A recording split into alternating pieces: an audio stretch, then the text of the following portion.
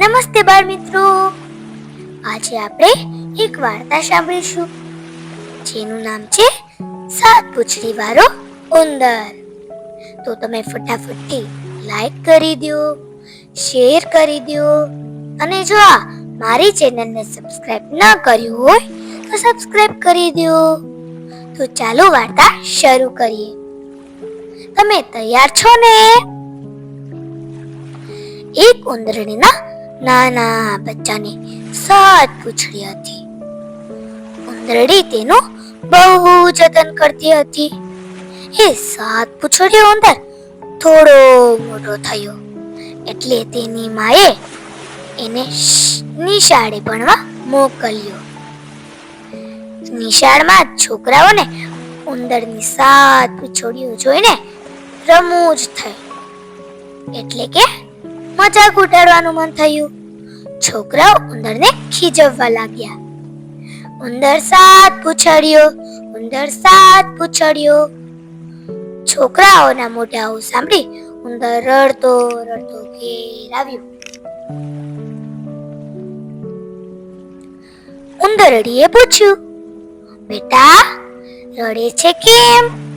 ઉંદર કહે, માં, નિશાળમાં મને છોકરાઓ સાત પૂંછડીઓ કહીને ખીજવે છે.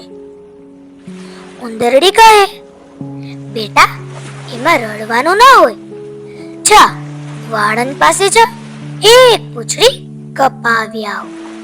માની વાત સાંભળીને ઉંદર વાળંદ પાસે એક પૂંછડી કપાવીને આવ્યો. ઉંદર બીજે દિવસે નિશાળે ગયો. છોકરાઓ બરાબર પૂંછડીઓને ગણી પાછા ખીજવવા લાગ્યા. ઉંદર છ પૂંછડીઓ, ઉંદર છ પૂંછડીઓ.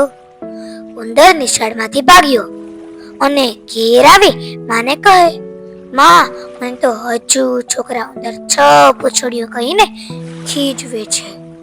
માં કહે, કાંઈ વાંધો નહીં, જા એક પૂંછડી કપાવી આવ.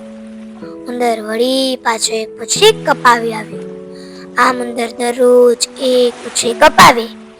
એમ કરતા કરતા ઉંદરને એક જ પૂંછડી રહી. તો પણ નિશાળમાં બધા છોકરાઓ તેને ખીજવતા હતા. ઉંદર એક પૂંછડીયો, ઉંદર એક પૂંછડીયો. છોકરાઓથી કંટાળીને ઉંદરે ઘેર આવી માને પૂછ્યા વિના બાકીની છેલ્લી પૂંછડી પર જાતે જ કાપી નાખી. પછી અરીસામાં જોયું ને બોલ્યો, હવે મારે પૂંછડી નથી એટલે છોકરાઓ મને ખીજવી નહીં શકે.